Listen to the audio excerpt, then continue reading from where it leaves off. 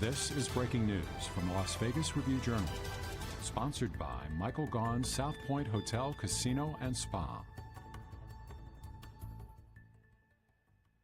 Good afternoon, everyone. I'm Jen Ah, coming to you live from the Review-Journal studio.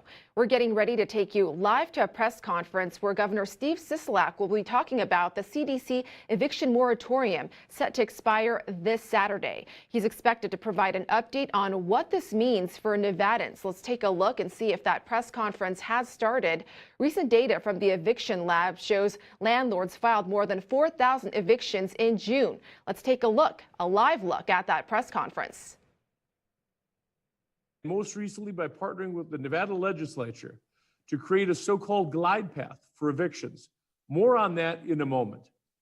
I want to thank all of the dedicated and steadfast partners in this work who have spent countless hours working to create fair and just systems to ensure that tenants don't lose their housing through no fault of their own, and to make sure landlords get the money that they are owed.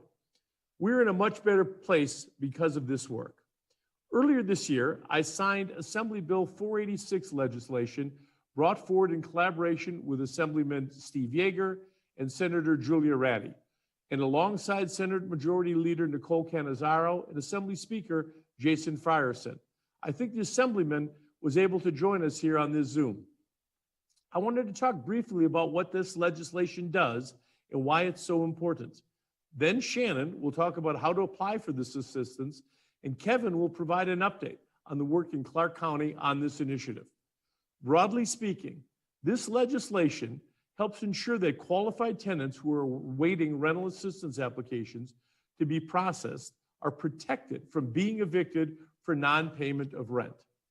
We have plenty of rental assistance money available through funds from the federal government, and there are dedicated people at all levels of government working to process those payments as quickly as possible, directly to landlords on behalf of the tenants. AB 486 was enacted and creates a glide path for the end of the eviction moratorium. The law ensures that both landlords and tenants will receive the benefit of $360 million in federally funded rental assistance to keep tenants in their homes, pay landlords, and prevent avoidable evictions. This sets Nevada up for more long-term success and will help prevent unnecessary evictions when the CDC moratorium lifts on July 31st. I want to be clear. If you are a renter, you must apply for this assistance. Shannon and Kevin will shortly go over how to do so. Filling out and submitting an application is the best thing you can do right now if you fear you may be evicted for non-payment of rent. Under AB 486, if the tenant raises the defense of a pending rental assistance application, the court will stay the case until mediation or determination on the tenant's application. If rental assistance is available, a landlord can accept it and the tenant can remain housed and avoid a preventable eviction. If the tenant desires to move out, there can be an agreement on the move-out date with payment. The parties are free to work out any agreement that makes sense for them. Declogging the court calendars and avoiding evictions, which may prevent a tenant from being able to re-rent a unit, are all positives. Again, I want to thank all of those who have been involved in quickly creating and standing up these systems to minimize the harm done to Nevadans who have been out of work and adversely affected by the COVID-19 pandemic. We will continue to monitor this process and make adjustments as necessary. In particular, I want to send a special shout out and a thanks to Barbara Buckley and to our treasurer, Zach Conine, for the work they have done to make these programs possible. Thank you, Barbara, and thank you, Zach. At this time, I'd like to turn it over to Shannon to discuss more in depth how Nevadans can access these services. Shannon? So good afternoon, Governor Sisolak. Thank you very much, and thank you all today on this call. My name is Shannon Chambers. I'm the president of Home Means Nevada. Last October, we were appointed as the administrator of the rental eviction mediation program and took that role and task very seriously and implemented the program very quickly with the support and assistance of Governor Sisolak and his administration, legislative leadership, and great assistance from Chief Justice Hardesty and the Nevada Supreme Court. So to the governor's point, What I really need to emphasize today is, as a tenant and as a landlord, you need to take action to access the available rental assistance funds. Home Means Nevada has a complete website called therenterconnect.org that has information on how to apply for rental assistance for each of the counties in the state of Nevada. We will also be activating the landlord rental assistance form effective August 1st, 2021, to allow landlords to apply for rental assistance under Assembly Bill 486. The key point to remember is that rental assistance still runs through the tenant. So while AB 486 does provide some additional options for landlords, the process still must start and end with the tenant. And I cannot emphasize that enough. And I know Mr. Schiller will emphasize that as well. So tenants do need to act, and they do need to take action and fill out those rental assistance forms. If they are served with a court case, they need to actively elect to participate in mediation and to participate in that process. The benefits of the mediation process is that it slows down the eviction process, and it allows the counties and the housing authorities to process those pending rental assistance applications, or in the alternative, to provide that information through a mediator to the court so that the tenant can raise that defense of potential rental assistance. So under Assembly Bill 486 and under the program that Home Means Nevada has built with the various stakeholders, we are trying to ensure that no rental assistance application goes unprocessed and that no funds are left on the table. But again, the tenant and the landlord must be active in this process. They must participate. And that comes to the mediation process as well. If you are a tenant and you elect mediation, you need to show up to the mediation. You need to respond to the mediator. Home Means Nevada has 86 mediators currently under our approved program that on a whole are processing, in some cases, anywhere between 20 to 30 cases a week. So the more active and more participatory the tenant and the landlord are, the more ability we have, to Governor Sisolak's point, to declog the court systems and to resolve these cases by providing rental assistance, or in some cases coming to other agreements through the landlord and tenant. Maybe it's a modification of rent, maybe it's simply vacating the property. But again, the tenant and the landlord need to be active in this process and need to participate. All the information on how to do this has been put up on the Renter Connect through Home Means Nevada. There is a specific tenant box and a specific landlord box, which has all the forms, has links to all the counties for rental assistance. And as I stated earlier, effective August 1st, 2021, we will have the landlord rental assistance form on our website. And just to kind of outline that process, the landlord will fill out that form through Home Means Nevada. Depending upon the eligibility criteria and the landlord's answers, we will then send that to the counties or housing authorities for review. In Assembly Bill 486, the timeline for that process is up to 60 days. Home Means Nevada has been engaging with the counties, mainly Clark County, on how that process will work. And so we have the ability right now to start that process. But again, just knowing that we were going to provide some information to everybody today, that form will go live August 1st, 2021. And Home Means Nevada does know that landlords are looking very forward to that form and very forward to that program. And we're happy to say that we are ready to move that process forward and ready to start accepting those forms and have landlords fill out those forms.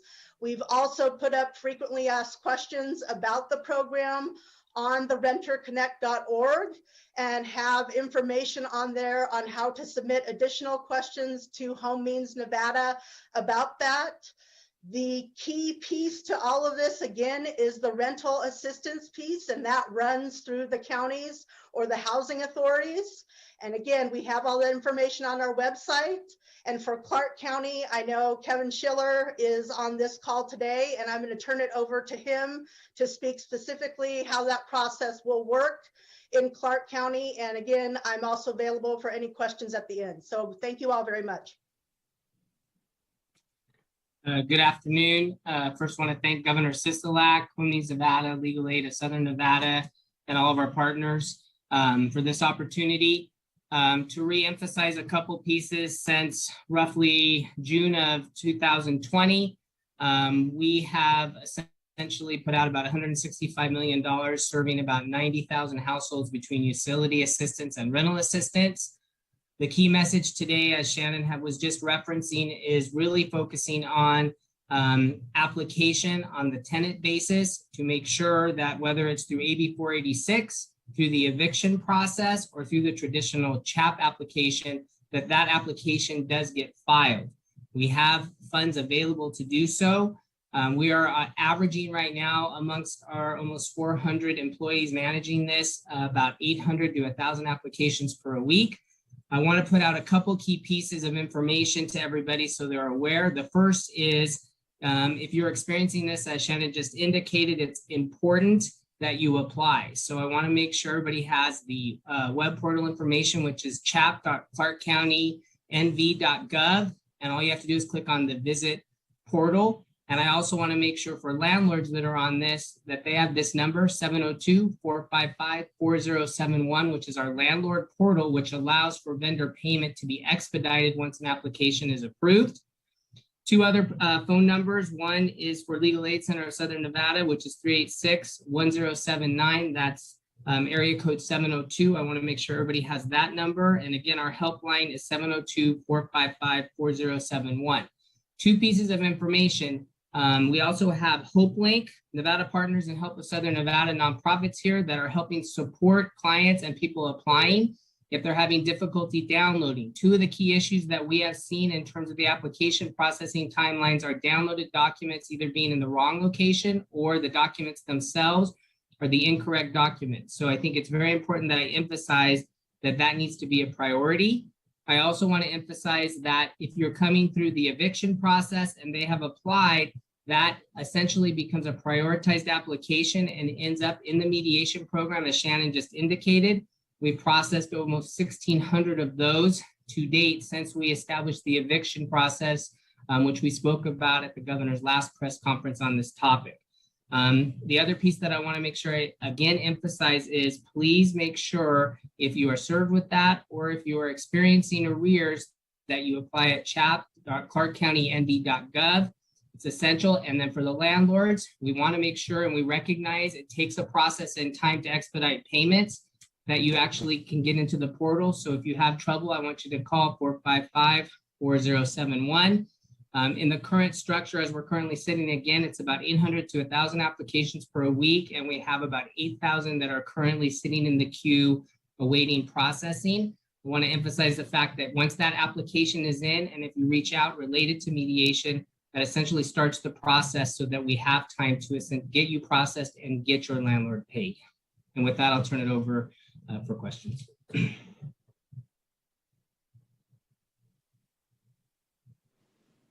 Thank you all again for joining us. And I just want to reiterate the number for legal aid, the phone number for legal aid is 702-386-1070. That's 702-386-1070. So thank you. Thank you, everyone. And at this time, we'll be able to take some questions. Shannon and Kevin, if you want to flip your cameras back on, because I think we'll have some questions for you all as well. Sorry, this is Megan Delaney in the governor's office. If there's any press on the line that has questions, if you could please use the raise hand feature and we'll call on you that way. All right, we'll start with Terry Russell for the first question. Terry, can you unmute yourself and ask your question? I'm checking to see with Kevin or whomever, if I don't live in Las Vegas or Clark County, do people that live in Northern Nevada go to this Home Means Nevada and maneuver their way through that system to fill out forms? Is that how that's going to work? Thanks, Terry. Shannon, can you help answer Terry's question, please? So good afternoon, Ms. Russell. That is correct. If you go to Renter Connect, it has information for all the counties, not just Clark County. So it would have Washoe County. It has information about Northern Nevada Rural Housing Authority. So if you go to the renterconnect.org, it will have all that information county by county and have those application forms for those counties. Thank you, Shannon, and thank you, Terry, for the question. We'll go to Tabitha, Michael, Lyle, and then Sasha. I see you in there. So Tabitha, Michael, and then Sasha.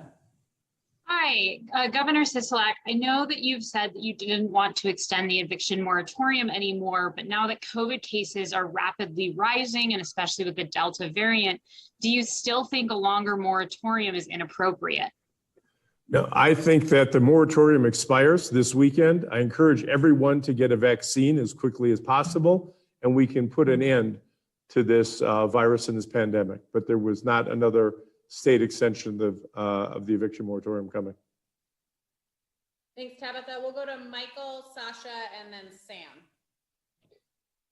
Good afternoon. This question is actually for Kevin. I'm sorry if I missed this, but is there an update on, as far as the backlog, if there's still a backlog for a rental assistance application? And if so, could you kind of go over those numbers?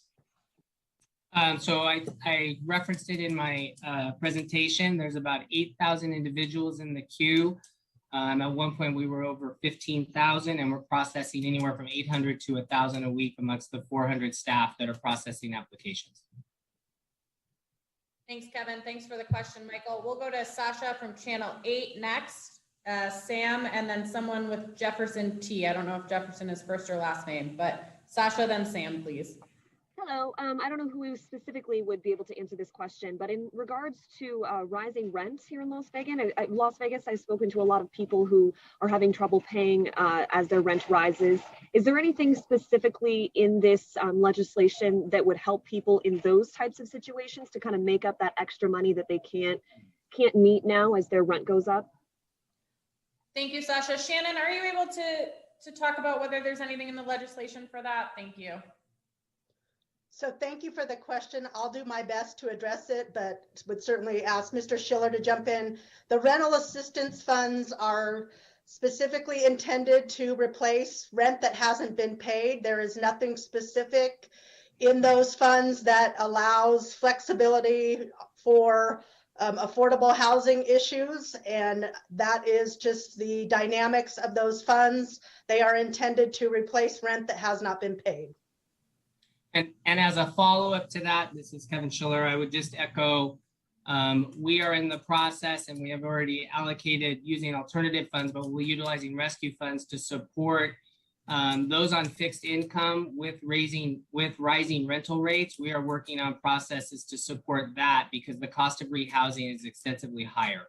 So just to give you that, we are working on that through our American Rescue Act funds, and we have done that already isolated because we are seeing rising rents with individuals with fixed incomes.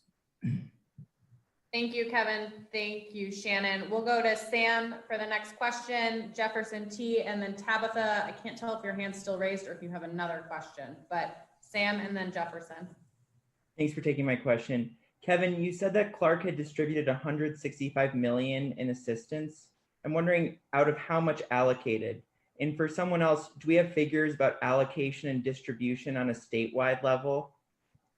Thanks, Sam. We'll go to Kevin first for Clark, and then Shannon might have statewide numbers for you, or we'll follow up. Kevin, do you? I think you have. I don't have the. This is Kevin. I don't have the absolute total, so I can give you the follow up on that. But I would estimate we probably have about another 100 million in availability through the partnership with the state of Nevada in coordination with the cities. And then I think your second question was what was it proportionately, and I think we could follow up on that also through the state.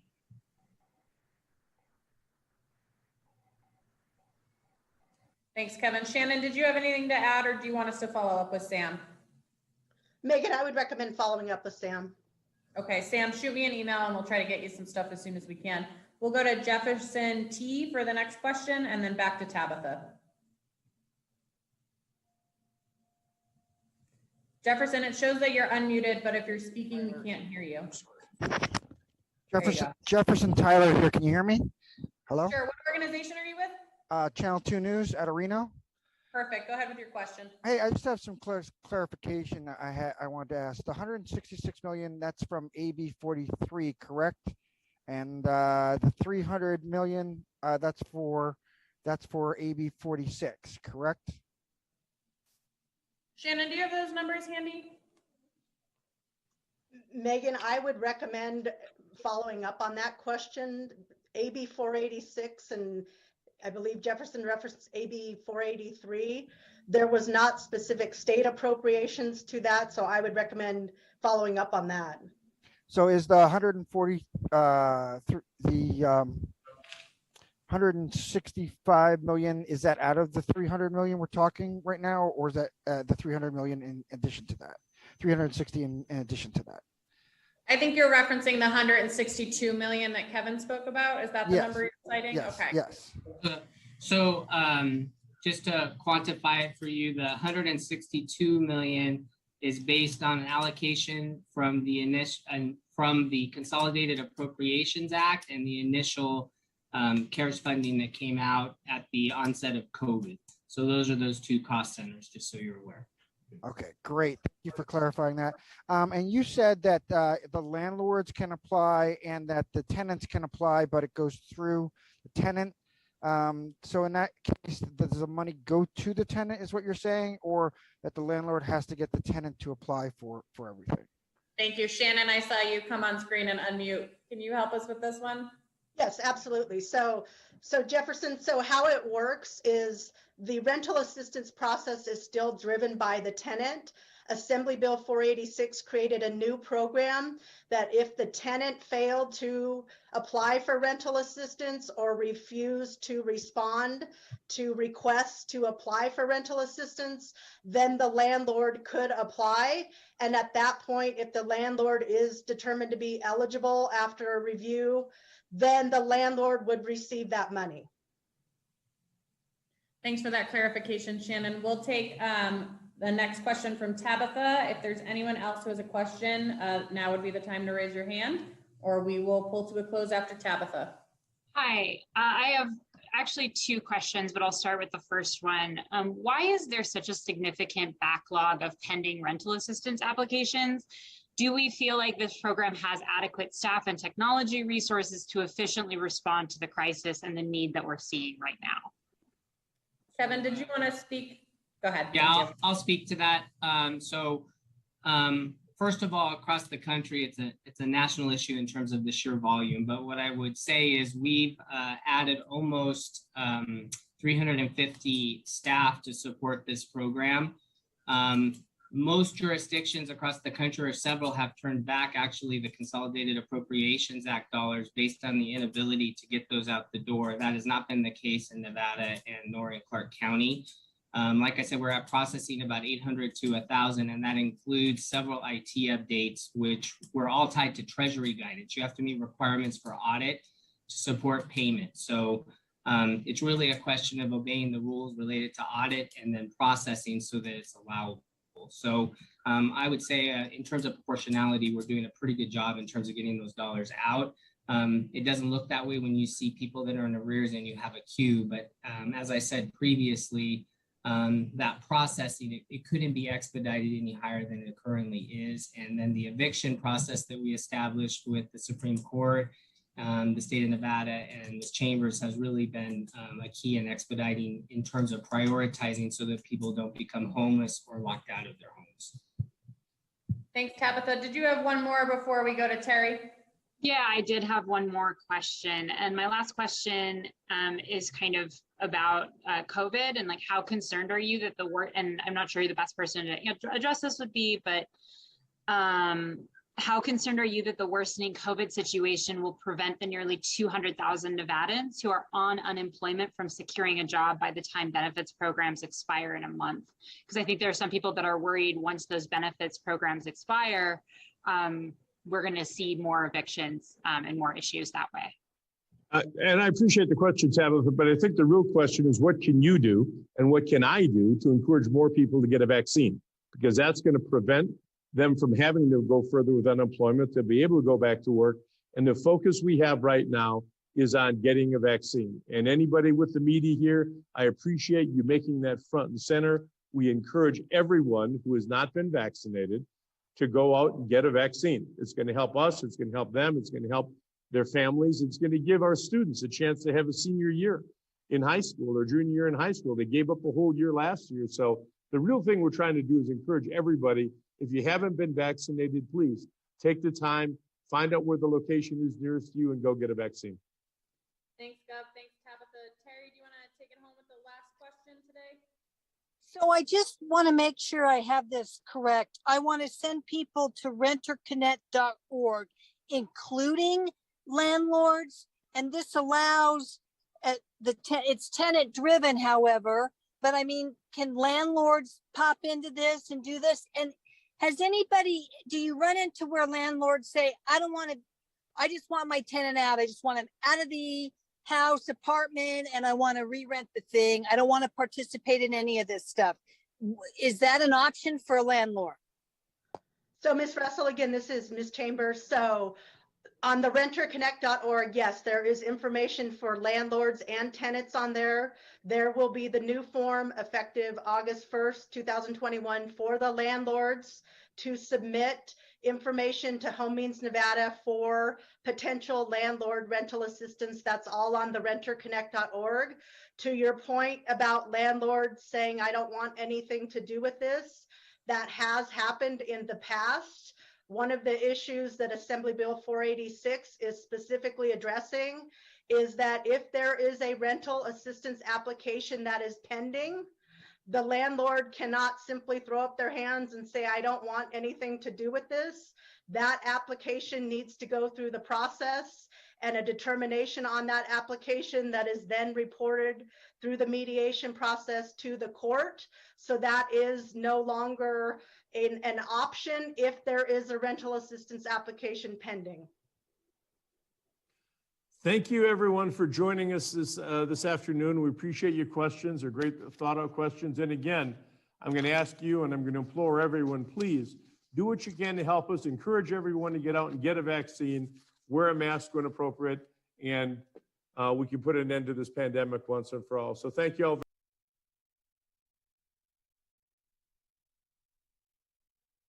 Sisolak and other officials talking about the CDC eviction moratorium ending, what resources there are for renters here in Nevada if they're facing eviction. The governor spoke about the newly passed legislation that's supposed to help tenants facing eviction, Assembly Bill 486, which adds protections such as pausing an eviction proceeding, sort of delaying the process until a tenant's rental assistance application is processed. He says there's plenty of rental assistance funds still left. Both landlords and tenants can receive help from the $360 million in federally funded assistance. However, the governor also talked about the fact that renters must take action and fill out applications first in order to get help. Home Means Nevada has a website with more information on how to apply. And for landlords, the application should be available on August 1st. We'll have much more on this developing story for you online on our website, lvrj.com. You can also download our RJ mobile app to get news alerts sent right to your phone. We also have a 7 at 7 a.m. and p.m. newscast available on Roku, Apple TV, YouTube, Amazon Fire, all of your favorite streaming platforms. I'm Jen Ah. Thank you so much for joining us this afternoon. We'll be seeing you here in a few hours at 7 tonight. You've been watching breaking news from the Las Vegas Review-Journal, sponsored by Michael Gaughan's South Point Hotel, Casino, and Spa.